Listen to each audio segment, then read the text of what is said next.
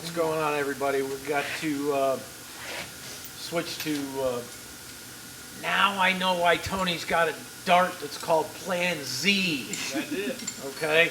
Because Plan A was put ahead on this truck. Plan B was, we'll just slam a used motor in it. Well, we're not going to be able to put the motor in it because it's cracked. In between the number 3 and number 4 cylinders, got a pretty good crack in it. Yeah, it goes down into the cylinder. It goes down, 3/8 or half an inch. yeah, it goes quite a ways down into the cylinder, so that's not usable. So what we're going to do is take a piston out of this motor, put it in that motor, and hopefully, Yeah. Yep. so we're on to Plan C. How many pieces of different motors are we going to have in this one? At least 3. Well, that's one for the museum. Yeah. That's one for the museum. Oh wow. My offer stands. What's that? My offer stands. I can give you some cash and take you to the airport. That's right.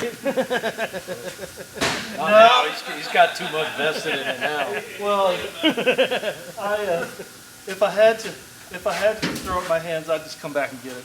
Yeah. Yeah, take it. I mean, I brought it all. I bought it in Texas and hauled it all the way to Virginia on a dolly. 15 or 1,300 miles, whatever it was. And yeah, I would do it again, but at some point, she has to start behaving and providing me with some Transportation. That's right. Transportation. The lesson today is don't give up. That's right. Never give up. You will run into it's again not to be redundant and say the same thing I say in every video, but expect the unexpected. I've doing this kind of stuff for years and years and years. I wasn't, you find a motor that's sitting outside in the grass, and maybe it's good, maybe it isn't, but odds weren't with us on this one. So we're going to salvage some parts out of this for that, and hopefully not run into anything else. I don't want to get to Plan Z. There's worse things I can do with my time. We really don't want it to I can get be playing Plan Z, golf. because that's going to get me in here with the hole saw and Yeah. There it goes. Yeah, it still beats playing golf. Right?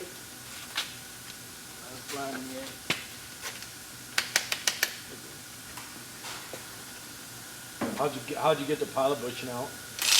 And you had a shaft the exact right size, and we just pumped it full of grease and then drove it in. A 3/4 steering shaft from the 37 fit in there perfect. We did it in my old shop with eating pizza, trying to figure out how to get it out.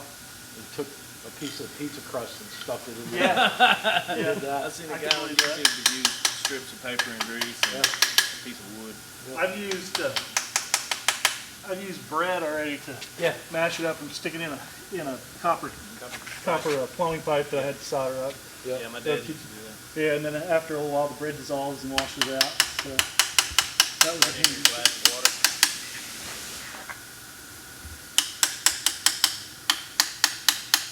Pick the best piston. That's right. Make sure it has the thrust bearing. Not one of the two in the middle. Yeah, that's right. So, all right. You can maybe slide it out of there. Well, let me get it up to the top, and then Give me so the crank we can get the crank out of the way.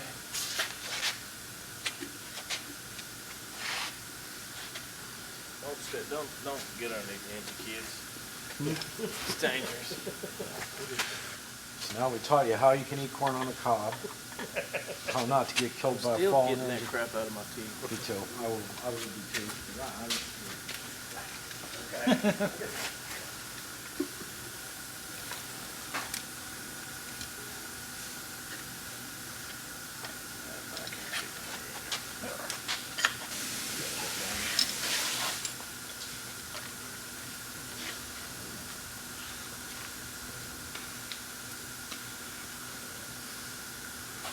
Let me turn the engine a little bit.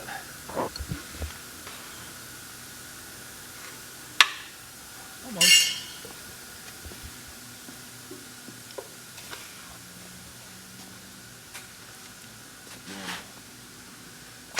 Are you coming out the bottom of it? I think I think it'll clear. No, maybe it won't.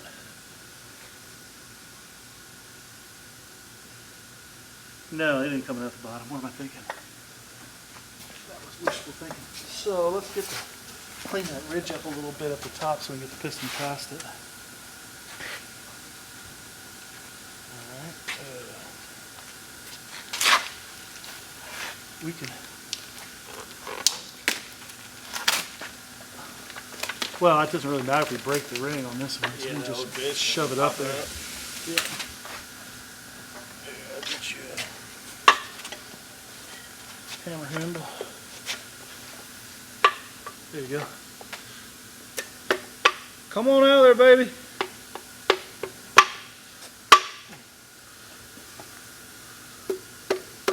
You want to hear that?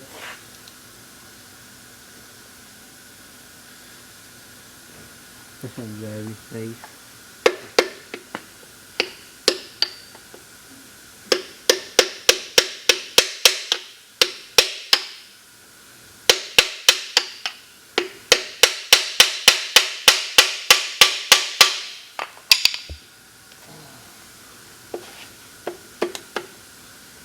Here, get a runner start on it. Get it in. Let me get this light where I can see what's going on in here. Wait till the pistons hit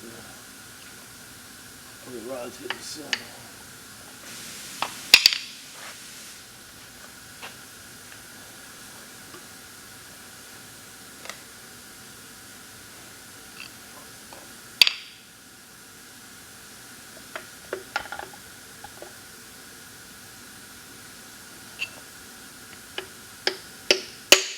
There you go. That's all it took. Is it out? Yep. Now get out from under that. Yep. All right. That's the daylight. So why didn't y'all replace the piston in the first place? We thought it was going to be easier to just swap an engine, and we didn't. It started out we were just going to replace the head, and then it turned into easier just to use that whole motor, and now it's turned into this. So, all right. So I'm going to use the same #1 piston from the other engine. Terrible. Terrible is right.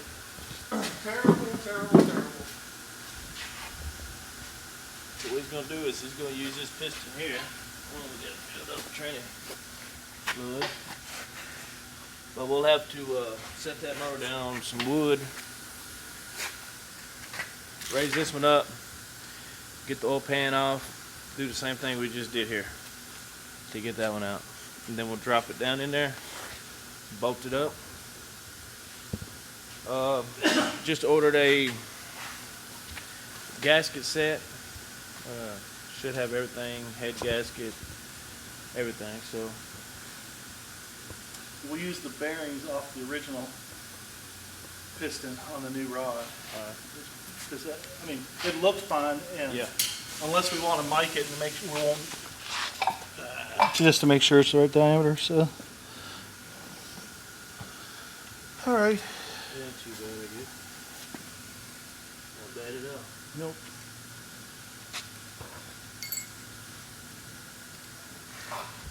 So here's the bearings that come out of that rod off that crank. So there's nothing major going on in there.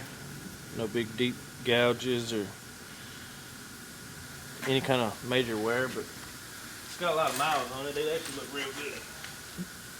How many miles you say that motor had on it? I have no idea. I have no idea how much is on the truck, except a lot. They replaced the dash, so that's not even the original. Really? Yeah, that was changed when I got it. So, well, I'm gonna take this opportunity to. That motor could use a little cleaning inside. It was really gunky, so I'm gonna use some of nature's most perfect solvent. I'm gonna run through that engine. Get easily. That'll work. You want me to get all the tools out here?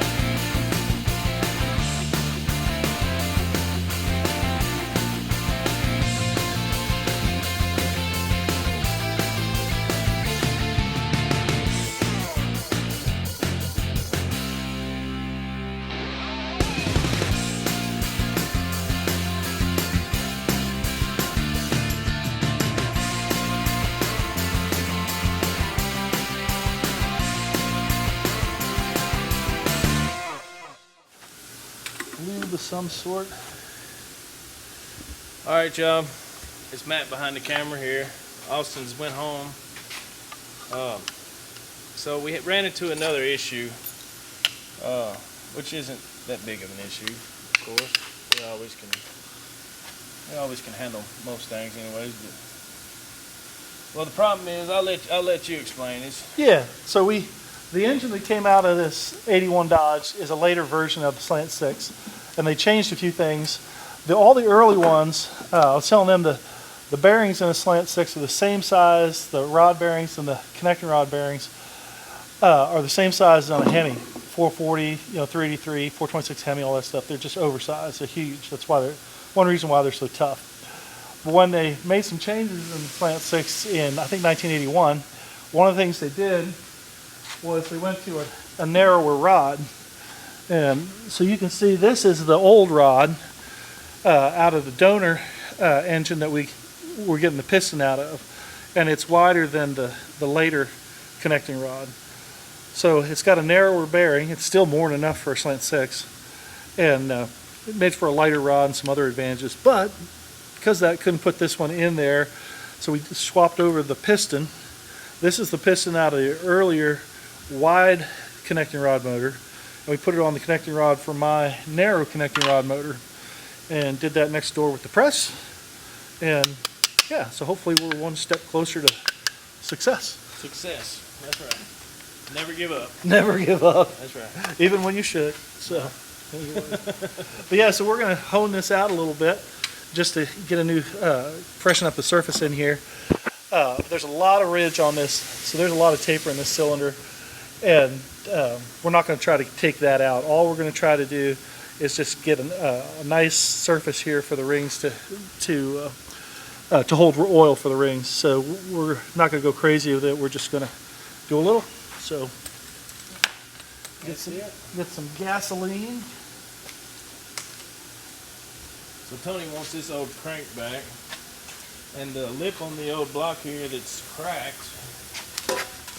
was a little more than those rings wanted to push past, and we didn't want to break a ring on the piston that we were needing to reuse. So we ended up pulling the crank out and trying to come out through the bottom, which doesn't work because of this lip right there. Who knew? Yeah, so every piston is blocked by that lip. So what we had to end up doing is taking the horn and knocking that lip down enough to where that piston would slide out without damaging the ring or any of the rings. But I believe we got it. succeeded. We got it, and we're going back together with it now. So we'll update you guys here shortly, and see how it goes. See if we run into any other problems. Hopefully we'll be good. I think we're done with problems. Here comes the boss man. It's all What's going on? Tell you a funny story about one of them. No. You got your foreskin caught in? Or? No. Oh, okay. Hey everybody, we're back Saturday morning, day 3. Is it day 3 or 11? Yeah, I think day 11. Seems like 11. 12 hours yesterday. We went through plan A through H, I think, trying to get this motor together for him, get him back on the road. We kind of salvaged parts out of one and took some parts out of another one and got it in there. The block's in, bolted up now, clutch is all lined, all that's done. We're going to put the head and exhaust and whatnot on it today, and it'll run today. Yep. It'll run. So Franken-motor is going to live. Franken-motor, exactly. Yep, it's going to live. But we're not gonna no 5,000 RPM speed shifts like you said. No. Just gonna baby it and drive it, and That's right. we're probably all gonna be surprised. It'll probably be bulletproof, and you'll be driving this truck in 25 years. Maybe Just so. The way it is. Maybe so. I think that's the original block. That's the block that came down here. We put a new piston in and stuff, but it's got enough ring gap in it, and the bearings are nice and Yeah. I think it's ready for a 100 shot. Yeah. Everything checked out. Once I get home. It's clean. We weren't able to get gaskets. We actually, this is a budget deal, so we reused some gaskets. We used a little RTV here and there. We did have a new head gasket. So this is basically this is what you would do on the side of the road or in your backyard where, your daily is your bread and butter and you got to drive it. Well, that's what we're doing. We're putting it back together so it can be driven. Yep. But we'll see what happens over the next couple hours. But I would imagine it'll get all back together and we'll light it up and see what happens. That's right. So stay tuned. He did break down in a good area. He did. I'm telling you, it's like, this has been awesome, man. Yeah. Between Uncle Tony and us, I don't think it would have been. No. Well, we were talking about that last night, to where I've been in the car business all my life. Most guys who work on cars or goof around with cars have been in the car business all their life, and we are grouped in with dentists and lawyers. And nobody wants to go to the dentist. Nobody wants to go to a lawyer. Nobody wants to go to the mechanic because you're going to get taken advantage of. So yeah, we're patting ourselves on the back here for helping the guy out. And it's like Tony said yesterday in the video, if he wasn't who he was and the personality that he's got and the attitude that he has about all this, it's kind of fun to help him get back on the road. I mean, if he was being an idiot, we'd push it outside and tell him, call Mark's Automotive or something. Mark will build a motor for you. Or he'll sell you a Jasper motor and, Yeah. relieve you of your credit card and send you down the road. Mark, I'm only kidding. I know you're a nice guy. But so this is, back in the old days, everybody helped everybody get their car going, whether theirs were going or not, because they knew that the next day they were going to get help on their car. Yeah. So, and you scrounge parts. Oh yeah, I got old head laying around, or I got this laying around. So. Well, when I was younger, we never had any money. I mean, we get used clutches, stuff like that from the junkyard. So we just grow up doing this. And my dad's a great mechanic. And my dad, basically, he'd rather fix something than replace it. And so you kind of catch that bug. And so now, I mean, I'm not rolling or anything, but I could spend my way out of this problem, but it wouldn't be any fun. And I don't mind doing this. Well, this is a story you can tell people. Yeah. And not only that, but it's a story you can show people. So, it's, yes, this actually happened. This is not a staged event. Yeah.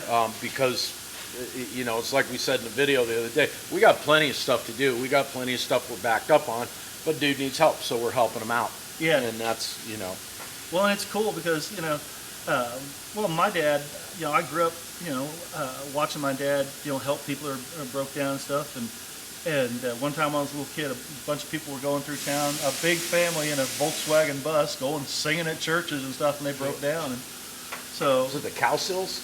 No, it wasn't even that. It was the King family singers. Nice. And so. Partridge Family.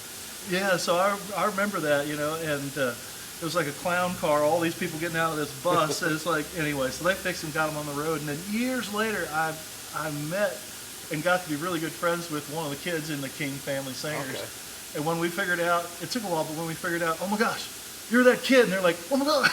So it just, why not do it? What goes around comes around. It's, everything is it's karma related. You get your payback.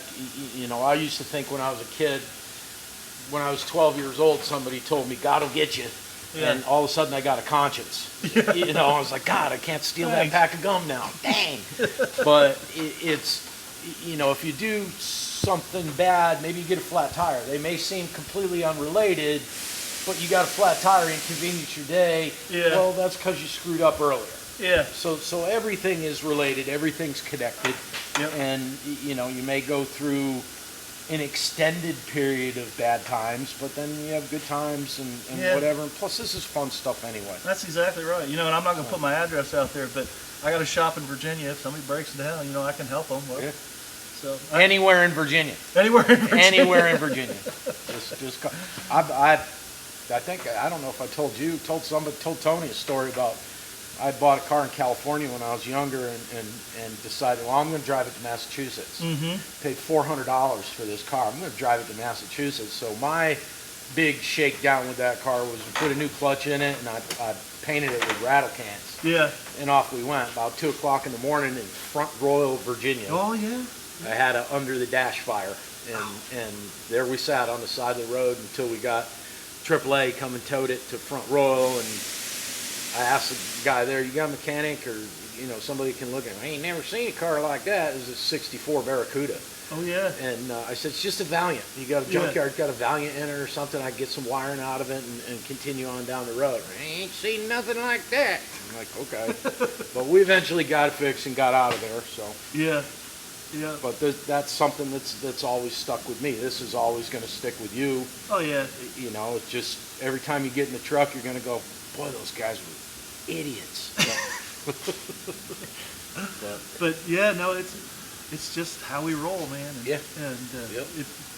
every once in a while it bites you, and you end up It happens. struggling a little bit. But for the most part, being willing to just go out on the road and something that's fun, and take some tools, take a little bit of stuff with you, and just know that you might have an adventure. No, this turned out to be quite an adventure. I know that. It's not an adventure till it becomes an ordeal. Well, hopefully, like I said, we're not going to run into any snags today. We had a couple of yesterday, but that's because 100% of this whole program was unknown. Yeah. We didn't start like some of the restorations they do. We start with a pile of brand new parts, and it's basically just assembly. This is taking used parts that are used for a reason and probably sitting for a reason in a sub-assembly is good. Yeah. The entire assembly isn't, but a sub-assembly of it is. Yeah. So we're able to take some of those sub-assemblies with some of the sub-assemblies that we have here, put everything together, and hopefully get a running, driving truck, because you know what? He's not turning around and going home. He's going to finish the trip to Texas. That's right. And then he's going to drive all the way back to Virginia. If I have to steal a car in Texas to get home, I will. But that's right. Yeah. Do a Hellcat, because a guy stole a Hellcat. You can get places quick in one of them. Yeah. But that's a tremendous leap of faith, and we're glad to be part of it. So. But another thing about this, as far as used parts are concerned, some of that's because you don't have a lot of choice. Try to get a brand new piston for a 225 slant 6. I called yesterday for a complete gasket set. I figured we'd go to the gasket, put all new gaskets in it and everything. Yep, we'll be here. You'll have it at 3:30. Well, about 5 o'clock, it suddenly dawned on me, hey, we don't have our gaskets. So I called the parts house, and they said, oh, the distribution center zeroed it out on us. I'm like, oh, that's great. Thanks for the call. Yeah. So I called another parts place, and they said, oh, yeah, we could definitely get you one. Be here Thursday by 1 o'clock. I'm like, that ain't going to work. That's not going to work. Fortunately, Uncle Tony had a brand new head gasket, so, that bailed us out. Everything else we can either reuse, RTV, do something. Yeah. And but the head gasket was the killer, and we got that, and we'll make the rest work. So. Right. But it's like somebody said in one of the comments last night about, oh, you said you can never kill a slant 6. He says, well, I did, and he did one, so yeah, you can. Yeah. I guess what I mean when they say you can't kill a slant 6 is you'll always get one of them to run. Yeah. And this particular truck, had you maybe taken a spark plug out of it, you'd probably driven it all the way to Texas on 5 cylinders. Yeah. You might have had an issue with hills, but... Well, the other thing is that I thought about doing that, but it started running worse and worse and worse. And so when we started taking it apart, I realized that I found out that the carburetor, probably from all the vibration, had shaken itself loose. So I had a massive vacuum leak. Okay. But it had been running perfect up till that point, so I never even thought to check that. But if I had got into this and had not been able to find some parts, the plan was to basically run it, nurse it to Texas, and once I found the vacuum leak, I probably could have got it to run halfway decent. And they're tough old motors. It's a tractor motor. It is. It's a workhorse. I was saying that I had killed this thing, but actually, you know what? We didn't kill it. We're going to end up with the original block in there, the original connecting rod with a piston from another motor, and then another head, because we did murder that head. Right. But the factory crank. Yeah, factory crank. The bearings are still good, and so the way I look at it is, it's not dead, and so I did kill one years ago. I put a rod through the side, also far from home. But killing one of these is generally due to severe neglect or abuse. Yeah, abuse. They don't just crap out on their own like an '86 Hyundai. Right. You know, 30,000 miles, it's smoking like a pig, and it's all done. Yeah. These will, with regular routine maintenance, and I can see why Tony has a love affair with the slant. I just like the V8 sound. Oh, yeah. That's my thing. You know. I've got those too. Yeah. I've got them too. But it's basically an indestructible motor if it's taken care of. Yeah. And hopefully what we're going to prove here is, yeah, it's indestructible. Grab a couple of them so you have everything you need, slap it all together, hit the key and light it right up. I bet this thing starts on the first revolution. I hope so. I hope so. But no, they're lovable old hound. They're just great old dogs. Yep. They just run and run. So You're just not going to win too many drag races. only against other slants. Yeah, Slant 6 weekend at Beast Bend. That's right. Be there. Be there. Yeah. We'll sell you the entire seat, but you'll only need the edge. But you know, I've got. I ran out of time, but I've got a ported head. I ported a head and shaved it, so you know, it would be about a little over 9-to-1 compression, something like that. And I have a header and a big manifold and all that. And a snotty Slant 6 is fun. They're not super powerful, but I got to get my phone. Hang on. but it's more fun to run a 10-to-1, 180 horsepower motor around than it is to run a 8.5-to-1, 120 horse motor. And it just sounds good and they're fun. So I even like hopped up Slant 6s, but I got big stuff too. So. I had to take that call. It was about my car's warranty. Was it your last chance? It was. Yeah. They've been trying to get a hold of me. I'm telling They you. said so. Good thing you I was answered. going to tell them, yeah, I got a 81 Dodge truck. It Yeah. needs a little bit of work. Yeah, what can you do for me?